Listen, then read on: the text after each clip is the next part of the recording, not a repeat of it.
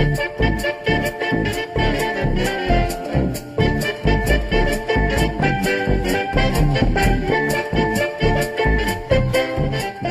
guys, and welcome to the Cantina for the second time. Thanks for the positive feedback on the first video. Today we're just going to be covering more forum-based banter, really. Let's, I don't know what you want to start with, Chemist, it's up to you. Oh, well, we have a couple of subjects for today. Among them, one of them is the dot ticks. There's been a lot of talk on the forums about dot ticks being able to interrupt PvP objectives, and we thought it would be a good subject to talk about. So yeah, we are going to talk about what dot ticks interrupting PvP objectives might impact on PvP as a whole, and I assume you have some views on it? It burns when I PvP. It burns when you PvP. That's always a good answer. Had to get that in there. Fair enough. I personally think it's a stupid idea. Okay. Personally, but the reason being, my main reason, I can see it making dot classes in a way overpowered, because you've got point. By the way, if you hear any banging like this, that's because I'm mapping out points and characters on my desk because I'm a loser. That's so cool. If you've got point A, which is a flag, and then you've got someone coming to capture it, say the Irregular Alliance own it, and the Imperials come and assault it, you've got 3 or 4 Imperials wandering around. This is the Imperials. Right. And all you got to do is have one rebel who has a dot or a bleed, and he can just cycle through and put it on it, run back round the corner, rinse and repeat. And that will just you'll be able to deny potentially as many people as you want if you're sensible and keep your distance, which I think could be a dreadful way of doing it, of using it. But one way you could look at it is when you say that somebody could just stand there and dot them all up and they wouldn't be able to take objective, but let's take this into account, the Rebel Alliance would be able to do it to the Imperials and vice versa. Thus, taking a point and making it require a little more effort, because just one guy being able to pop it up, even though he's taken a tremendous amount of dot damage and ignore it, he can basically suicide himself, capture a point, and it might change the course of the battle. I don't think dot damage should be looked differently at than any other sort of direct damage. I think yeah, but it's not direct damage. You're not physically having to go over to someone and hit them. You're not physically having to go and press the button, are you? Yes, you but how and walk away. But how is it different from casting a direct force power ability on them, or let's just, for the sake of removing the controversy, say spell? Because to keep that up, you have to stay within combat range of them. So, person A, who's near the point, they are capturing the point, and you've got, say, the other person comes around the corner, he casts an instant spell that interrupts. He can't then fall right back and wait 15 seconds, say, until that dot runs out, run back and re-dot them. He has to keep popping in and out to keep interrupting. Whereas with a dot, you can put it on someone, and you could run away, and that would last as long as the dot lasts. Which would then make, unless, obviously you've got someone who's dispelling, which we all know, unless you do an organised PvP, dispelling and healers are like gold dust or unicorn shit. I think there's no, what is it? That's not the saying. It's as rare as rocking horse shit. Yeah, rocking horse shit. No one wants to play it. No, not many people want to play a healer in a punishing situation like that. No, but one way you got to look at it is also the way that capturing PvP points in SWTOR is designed. It's capturing. It takes a while to capture, so combat system taking into account that a lot of the ranged characters can do instant damage. What they could simply do is pop into combat range, shoot a couple of shots off, back around a corner, wait another 8 seconds until they've almost captured the point, and then pop right back in and shoot it again. We don't know how long it's going to take to capture. From what we've seen from the videos, I'd say a good 6 seconds to actually capture the point. You can still just pop back and forth with a character, because most of the ranged characters have an instant shot. Ranged characters in this game most of the time are not forced to stand still and cast. So how do you balance that versus dots not being able to tick? You see, dots in themselves, from what I've seen, sorcerers have a dot, so do assassins.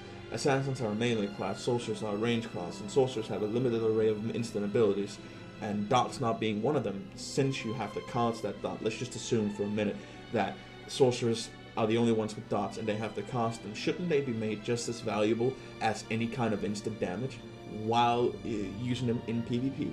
Personally, myself, my own views are that dot damage should count just as anything else, and that if you want to excel in PvP, if you want to win in PvP, you have to force people to be organized. That's what they've done so far with the different features they've had. Basically bring people together, play with each other, and make them organized. That should apply in PvP as well as it should in the open world / PvE. Well, saying that should apply, unfortunately, they're not putting pre-made battlegrounds in at the start by the looks of it, but that's a whole different subject. That's a whole different subject. We'll cover that another time. Well, moving on to the next one, my next point is, what do you feel, or how do you feel, about where they've decided to put the EU servers? Because I know that was their game company, or is it the people who made Warhammer? It's funny, the European section, just for those who are not knowledgeable on in this particular area, what basically happened is part of the development team, Star Wars: The Old Republic, comes from something called EA Mythic. Also used to be Mythic. Mythic designed Dark Ages of Camelot and Warhammer Online. Both these games were hosted by a company called Goa in Europe. And they were in Ireland. I believe they were either in Ireland or they were in Brisbane in the UK. One of the two. I don't remember which. What? Brisbane? Is it Brisbane, Australia? No, not Brisbane. Oh God, that's so terrible. There we go. We got a bit of comedy. You're only a few thousand miles. Only a few miles apart. I'm sorry. What I meant to say was Cambridge. Now upset the entire Australian community because they're not even probably getting servers. They're all going to sit there crying now. Oh, poor guys, I'm so sorry. Now, back on topic. It's basically either in Cambridge or in Ireland, one of the two, but both of them were hosted by Goa, and since BioWare has now acquired EA has acquired BioWare and Mythic developers are now working on Star Wars: The Old Republic, it was safe to assume that maybe they placed them at the old Warhammer Online servers location. Now, in itself, the location doesn't bother me. It's an alright placement. Sure, the French and the Spaniards might cry a bit, but I don't care. I'm in Denmark. I'm quite close. The thing that makes me worry is that anybody who played Warhammer Online at Dark Age of Camelot knows that Goa and Goa servers and Goa people in general, and we don't know if these are the people handling the Star Wars: The Old Republic servers, did, for lack of a better word, a fucking piss poor job. At some point, they were behind in patches up to weeks. They were weeks behind in patches compared to the American servers. I can't see that EA won't jump their bones if that happens. God, jump the bones, isn't that a term for having sex? Yes, it is a term. Oops. Just as long as it's not with Jawas. I hope EA don't jump their bones. Indeed. I can't see that EA would let that happen. This is at the end of the day, the amount of money they've probably, have sunk into this game, this is going to be their baby. They're going to milk it for all they can, and bad customer service is not going to happen. But as for the servers, I'm more than happy. It's nice to have servers in a good location for England for once. So screw the rest of Europe. No, I'm joking. We normally get, our internet's not brilliant, which always confuses me as to how they're hosting the servers there.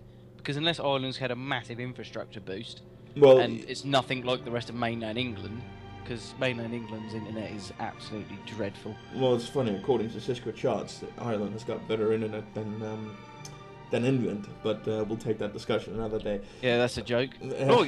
Roy, onto we got the background on that. I don't really have opinion. I think it's a good thing. Yeah, indeed. To be honest, and I'm sure you do. I'm sure you're going to get people that moan. I think Germany might probably have issues. I've seen someone already complaining about 120 ping using speed testers and stuff. But to be honest, you won't know. Use those, and they might have a proxy service set up. Who knows? So you won't know until the game goes live on that anyway. No, or the European beta. The other thing, I don't even mention European beta. Another thing would be, how do you, because I know how I feel about it, because I've got a copy, I'm pretty sure you've got a copy as well. What do you think is going to be in the CE store? That's oh the crux gosh, of it. the CE store talk. Yes. VIP. CE VIP, indeed. Rest of you with Digital Deluxe and Standard Edition should not important. Get out of here. Anyway, CE store. Have you ever seen what happens to a man who gets strung up by his testicles? I'm about to find out. You're going to find out. No, the CE store speculation, I do not know what's in it. But the fact that they placed it there is an obvious lure for losers like myself. I have to know. I'm a curious person by nature. I have to know what's in that store, and that's what originally triggered me to pay the ridiculous sum of £150 for my collection edition copy. It's a little bit less since I pay in Danish kroner, but just for the sake of people being able to relate, it is an immensely expensive collection edition. I feel that you get a decent amount, and I'll be selling that stupid statue off on eBay. I'm going to be, I've got to wait for mine, because I ordered mine from America, because Game, I refuse, that is the one thing I will never stoop to, is giving Game my money, because they're just I don't understand how someone like that can get exclusive rights to such a brilliant product when they care about PC games so little. Yeah. That's beyond And me. if anybody from Game is listening here, go fuck yourself. But carry on. my opinion on the actual CE store, it's going to be vanity items. If they have any sense, it'll be vanity items. Yeah. All I want is my own little pet, like Kimagila or something. Oh, that'd be cute. Or something like that. Some baby rancors or something, like little pets. And for those of you that don't know what these animals are, these are classic Star Wars animals. You can Google them and look them up on Wikipedia. A Foomba. Is that a what? Foomba, those big huge things with the shield generators. Yeah. That'd be great. You're getting really old school with Gorax. Or maybe just unlimited Twi'lek hookers and free mounts from the vendor. That'd be great. But that's obviously not going to happen. No, I honestly think it's just going to be customizable, more custom clothes. Custom clothes would be good. I think that's good enough.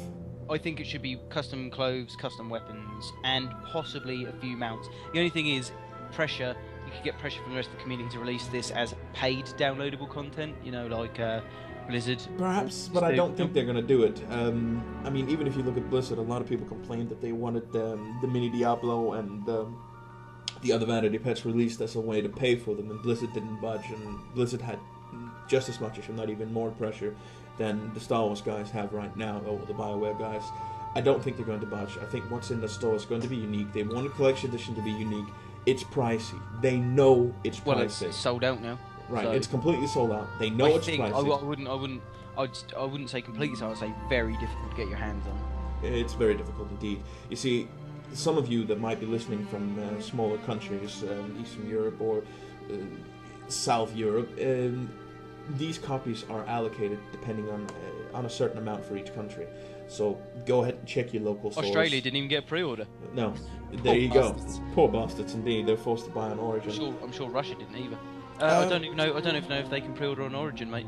No, they might not be able to. They probably can, but I know they had to. Anyone who wanted the CE had to go through the US Amazon to get it, which then they've got to pay ridiculous imports on it.